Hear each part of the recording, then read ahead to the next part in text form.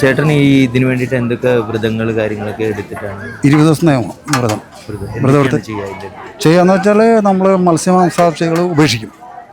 കൂടാതെ നമ്മുടെ ശരീരശുദ്ധി, അങ്ങനെ രാവിലെ വൈകുന്നേരം കുളിക്കുക, വിളക്ക് വയ്ക്കുക. ഇതിനു വേണ്ടിയിട്ട് ദേവിനെ നമ്മൾ സ്മരിക്കുക.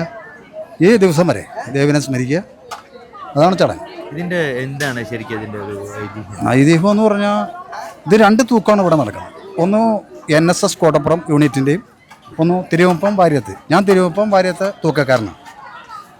കാലകാലങ്ങളായിട്ട് പുരാണ കാലം തുടങ്ങി ക്ഷേത്രത്തിൽ ഇപ്പോൾ ഞാൻ ഇവിടെ ഇത് ആദ്യം തൂങ്ങിയ ആൾ മരിച്ചുപോയ എൻ്റെ പേരിൽ 2ാമത്തെ ആളാണ് ഞാൻ പോരുന്നത്.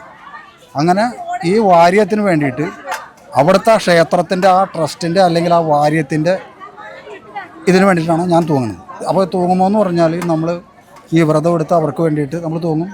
ക്ഷേത്രത്തിൽ ആണ്ടുതോറും നടത്തി വരാറുള്ള കുംഭഭരണി മഹോത്സവത്തിലാണ് ഇത് നടക്കുന്നത്. അതുപോലെ തന്നെയാണ് വേറെ ക്ഷേത്രങ്ങൾ നടക്കേണ്ടിങ്ങനെ. ഇവിടെ മാത്രമാണ് താൽക്കാലിക തൂക്ക വഴിപാടായിട്ട് നടത്തുന്നത്. അതിൻ്റെ ഊരായ്മക്കാരാണ് ഇവർ. തിരുമുപ്പം വാര്യം പണ്ട് മുതലേ ഈ തൂക്കം നടത്തി വരുന്നുണ്ട്. തിരുമുപ്പം വാര്യത്തിന് അതിനുവേണ്ടി അവർ പാകാകാരത്തിൽ തന്നെ പറഞ്ഞിട്ടുണ്ട് കോട്ടികളിൽ തൂക്കം നടത്തണം എന്നുള്ളത്. അതിപ്പോൾ ഞാനിപ്പോൾ അവിടുത്തെ ഒരു മാനേജറായിട്ട് വർക്ക് ചെയ്യുന്നത് മാത്രമേ ഉള്ളൂ. എൻ്റെ ഉടമസ്ഥന്മാരൊക്കെ വന്നിട്ടുണ്ട്. എല്ലാ വർഷവും നടത്തിക്കൊണ്ടിരിക്കുകയാണ്. ഞാനിപ്പോൾ ഒരു 10-12 വർഷമായിട്ട് ഇതിലൂടെ ഉണ്ട്.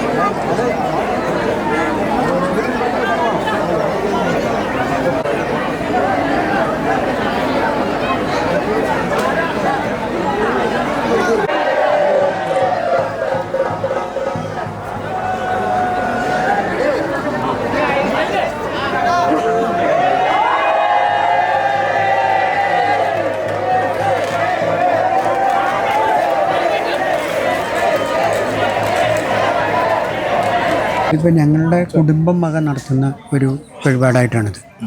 വർഷങ്ങളായിട്ട് ഇപ്പോൾ എനിക്ക് തോന്നുന്നു എനിക്കിപ്പോൾ ഞാനൊരു കഴിഞ്ഞൊരു 6 പതിറ്റാണ്ടായിട്ടിത് കണ്ടുകൊണ്ടിരിക്കുന്നൊരു സംഭവമാണ്. ഇതിൻ്റെ ഇതെന്ന് പറഞ്ഞാൽ ഞങ്ങളുടെ മൂലമായിട്ടുള്ള ഞങ്ങൾക്ക് അവിടെ ഒരു ക്ഷേത്രമുണ്ട്, ഒരു പേട്ടയ്ക്ക് ഒരു മകൻ ക്ഷേത്രമുണ്ട്. അവിടുന്ന് ഇദ്ദേഹത്തിനെ എഴുന്നള്ളിച്ച് ഇങ്ങോട്ട് കൊണ്ടുവരികയാണ്. അപ്പോൾ അതേപോലെ തന്നെ ആലങ്ങാട് കരയോഗത്തിൻ്റെ കൂടെ ഒരു തൂക്കത്തിൻ്റെ ഇതിന് മുമ്പുണ്ടായിരുന്ന തൂക്കത്തിൻ്റെ അവരും കൂടെ വരും. 2 പേരെയും കൂടെ ഞങ്ങൾ എഴുന്നള്ളിച്ച് ഇവിടെ കൊണ്ടുവന്നിട്ടാണ് ഈ തൂക്കം നടത്തുന്നത് സാധാരണ നിലയ്ക്ക്. അപ്പോൾ ഒരു 1000 തിരി പൂജ എന്നൊരു വഴിപാട് ഇവിടെയുണ്ട്. അത് വളരെ അപൂർവ അമ്പലങ്ങളിലുള്ളതായിട്ട് അറിയുള്ളൂ. അതിനുശേഷം അദ്ദേഹത്തിന് മേൽശാന്തി പുറത്തേക്ക് ഇറങ്ങിയിട്ട് അദ്ദേഹം ഒരു റൗണ്ട് ഓടിയാണ് പ്രദക്ഷിണം വയ്ക്കുന്നത്. അതിനുശേഷമാണ് ഈ തൂക്കം എന്ന് പറയുന്ന പരിപാടി നടക്കുന്നത്. ഇത് ഈ തൂക്കം 2ാമത്തെ റൗണ്ട് കഴിയുമ്പോൾ ഒരു പിള്ളത്തൂക്കം എന്ന് പറഞ്ഞൊരു പരിപാടിയാണ്. അത് കുട്ടികളുടെ ഒരു ഇതിനും കൂടി വേണ്ടിയിട്ടാണ് ദേവിയുടെ അനുഗ്രഹം കിട്ടാനും അവരുടെ മാനസികമായ ഒരു വളർച്ചയ്ക്കും ഒരു ധൈര്യവും ഇതൊക്കെ കിട്ടാനായിട്ടുള്ളതാണെന്ന് ഞങ്ങളുടെ ഒരു ഐതിഹ്യമായിട്ട് പറയുന്നത്.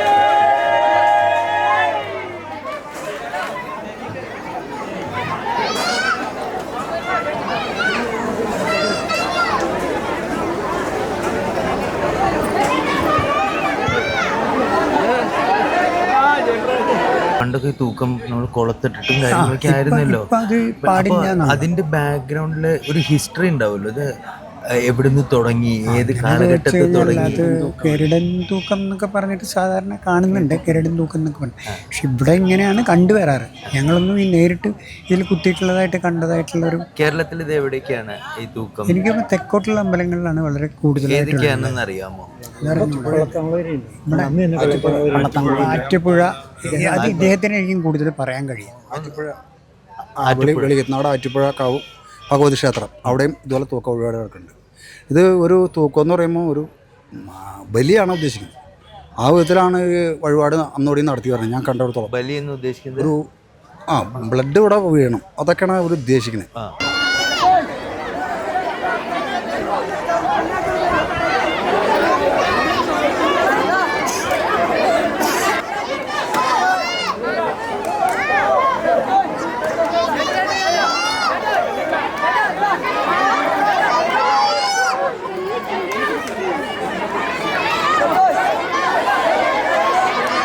അതുകൊണ്ട് നമ്മുടെ തൂക്കം ഇവിടെ പുറം തുളക്കൊക്കെ ചെയ്യും.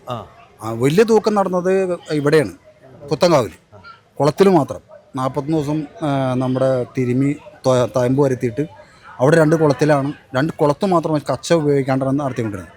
അതൊരു മനുഷ്യ ഗുരുതി പോലെ, അല്ലെങ്കിൽ ഒരു ദേവിക്കൊരു രക്തമർപ്പിക്കുന്ന തരത്തിലുള്ള ഒരു വഴിപാടാണ് നടക്കുന്നത്. അതിന് രക്തം വീഴുകയും ചെയ്യും, അതാണ് ഉദ്ദേശിക്കുന്നത്. ദാരികനെ കൊല്ലുന്ന ഒരു അത് ഇന്നലെ നടന്നു. അതിനെ സ്മരിപ്പിക്കുന്ന വിധമാണ്. അല്ലല്ല, അത് മറ്റേ മുടിയേറ്റാണ്. മുടിയേറ്റ് വഴിപാടാണ് ദാരികനെ കൊല്ലണതായിട്ടുള്ള ഒരു വഴിപാട് ഞാൻ അറിഞ്ഞേക്കണേ. അപ്പൊ ഈ അന്നൊക്കെ ഇതുപോലെ ഇങ്ങനെ ഗരുഡൻ തൂക്കത്തിന് വേണ്ടിയിട്ട് തയ്യാറെടുക്കുമ്പോൾ എത്ര ദിവസത്തെ തയ്യാറെടുപ്പ്? 41 ദിവസം. ഈ 41 ദിവസം അവർക്ക് എന്തൊക്കെയാണ് അവര് ആ തൂക്കമാണ് ഉദ്ദേശിക്കുന്നത്. ആദ്യത്തെ തൂക്കം പുറത്ത് 2 സ്ഥലത്ത് തിരുമ്മി തയമ്പാക്കും. തയമ്പ് ഈ കനത്തിൽ, വലിയ കനത്തിലാക്കിയതിന് ശേഷം ആണ് തോന്നുന്നത്. 41 ദിവസമാണ് തോന്നുന്നത്. അപ്പോൾ 2 കുളത്ത് ഒപ്പം കുത്തി ചാട് പൊക്കിയ തോന്നണേ. പിന്നെ അതാണ് നമ്മൾ കണ്ടിട്ടുള്ളത്. ഈ തയമ്പ് വരുത്താൻ എന്തൊക്കെയാണ് ചെയ്യാറ്? അത് കുഴമ്പിട്ട് തിരുമ്മി എന്ത് കുഴമ്പ്? അത് ആ വൈദ്യന് മാത്രമേ. അപ്പോൾ ഇന്ന് വൈദ്യന്മാർ അന്ന് അവിടെ അതൊക്കെ അവിടെ നിന്ന് കാലഹരണം പെട്ടുപോയി. ഇപ്പോൾ അവിടെ ഗുരുതിയാണ് നടക്കുന്നത്. പുത്തങ്കാവിൽ നടക്കുന്നത് ഗുരുതിയാണ്. തൂക്കമൊക്കെ കാലഹരണപ്പെട്ടു. അതാണ്. പിന്നെ ഇവിടെയൊക്കെ കച്ചത്തൂക്കങ്ങൾ മാത്രമേ ഉള്ളൂ. ഈ മാറ്റങ്ങൾ കാരണം കൊണ്ട് ചൈതന്യത്തിൽ എന്തെങ്കിലും കുറവ്, അങ്ങനെ എന്തെങ്കിലും? ചൈതന്യം കൂടണേ ഉള്ളൂ, കുറവ് വരില്ല. ദേവി ചൈതന്യം കൂടെ വരിക. ആദ്യകാലങ്ങളിൽ ഞാൻ മനസ്സിലാക്കിയിട്ട് നമ്മളൊക്കെ കോഴിവെട്ടും മറ്റുള്ള സംഭവങ്ങളൊക്കെ ഉണ്ടായിരുന്നു. ആ സമയത്തും നല്ല ഇതല്ലായിരുന്നു. ഇപ്പോൾ കോഴിവെട്ടും അങ്ങനെയുള്ള എല്ലാ ഗുരുതികളും അവസാനിപ്പിച്ച് ക്ഷേത്ര അങ്കണത്തിൽ ഗുരുതികളൊന്നുമില്ല. അതിലിപ്പോൾ ചില ക്ഷേത്രങ്ങളിൽ കുമ്പളങ്ങ ഒക്കെ വെട്ടി അങ്ങനെ ചെയ്യാറുണ്ട്. പക്ഷേ ഇവിടെ ഇപ്പോൾ ദേവി ക്ഷേത്രത്തിൽ എന്നുള്ളതിൽ അവർ ഗുരുതിയാണ് ഉദ്ദേശിക്കുന്നത്. അത് പല സ്ഥലത്തും ഗുരുതിയാണ്. അത് തന്നെയാണ് ഈ മനുഷ്യഗുരുതി, അല്ലെങ്കിൽ വേണമെങ്കിൽ അങ്ങനെ കണക്കൂട്ടാം.